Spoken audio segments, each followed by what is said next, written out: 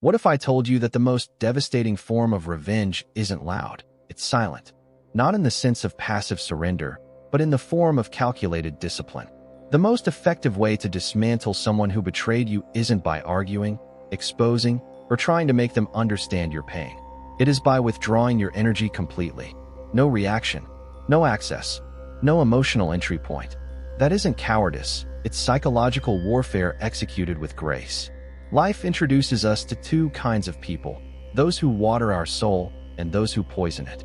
And the dangerous ones rarely attack with obvious weapons.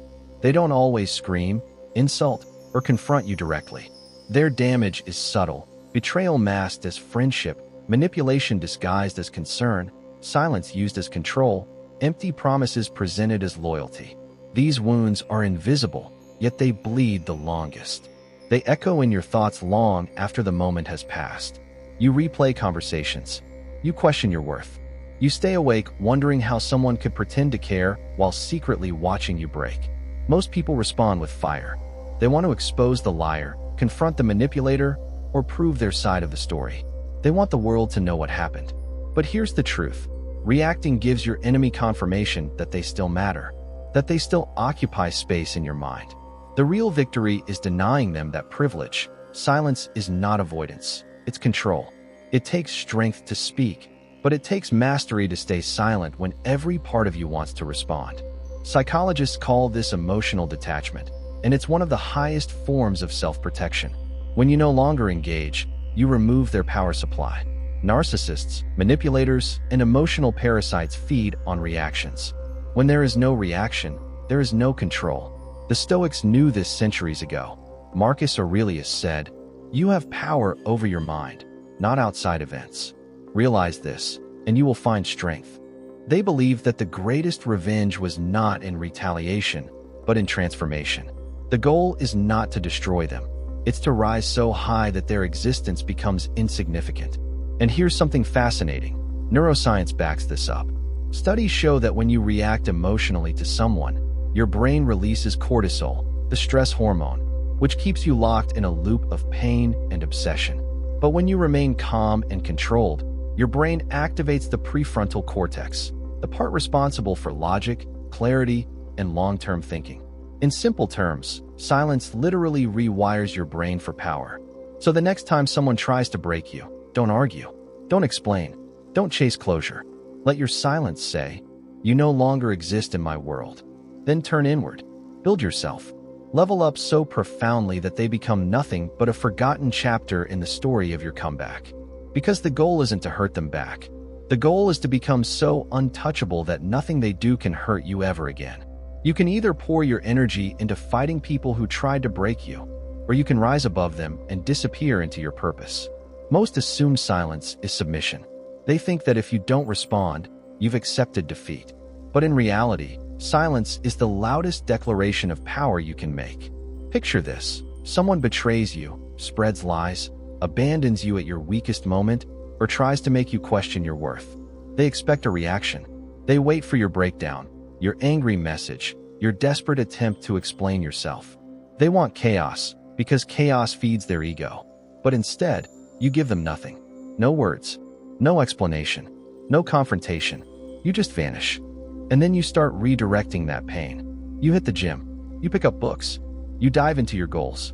You surround yourself with people who genuinely care. You rebuild, not out of spite, but out of self-respect. And slowly, something shifts. You stop merely surviving. You begin to glow. You're no longer accessible to the drama. You don't cry over them. You don't chase. You don't obsess. You evolve. That's when silence becomes a weapon. Because silence is not absence, it's elevation. It forces the other person to face themselves. It removes their ability to manipulate or control you. Psychologists call this gray rocking, a method where you become so unresponsive to toxic people that they lose interest. It's one of the most effective strategies used against narcissists and emotional predators. When someone can no longer trigger you, they lose their power. They don't know how to handle a person who refuses to play the game. They wanted your rage, not your indifference. They wanted your attention, not your absence. This is the essence of Stoicism. You don't argue with small minds. You don't wrestle in the mud with someone who enjoys filth. You ascend. You don't just defeat your enemies. You evolve beyond their reach. You erase them not from existence, but from relevance.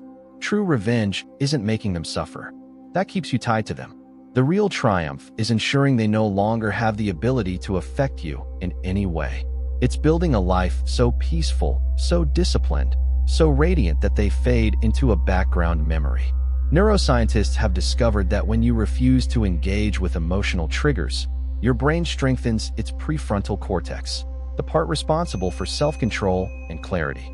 In short, silence rewires your mind for resilience.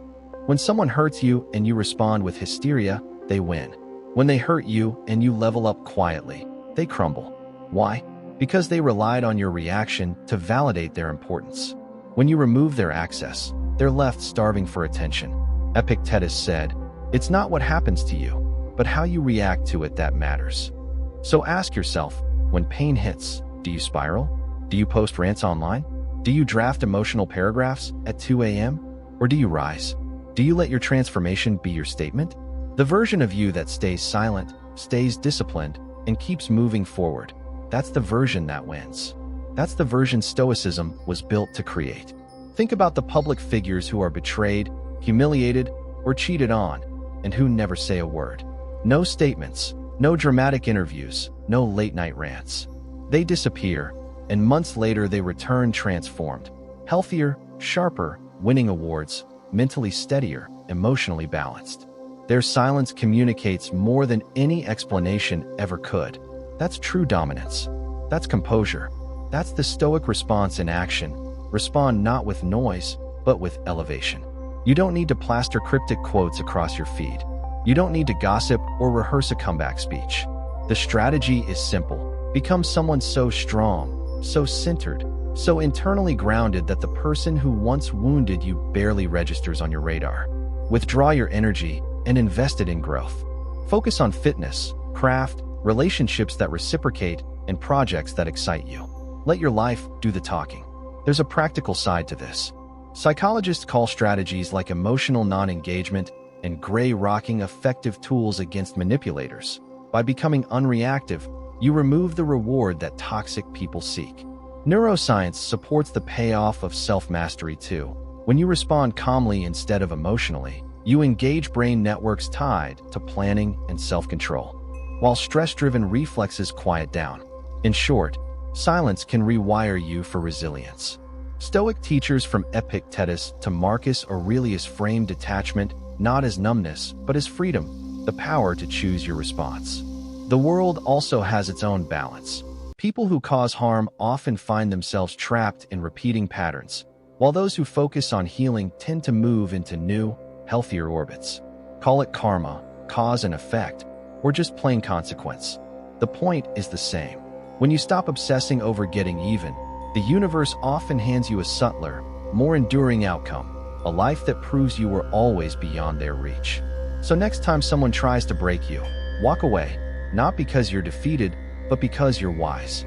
Don't explain, don't argue, don't beg. Vanish into work, discipline, and quiet joy.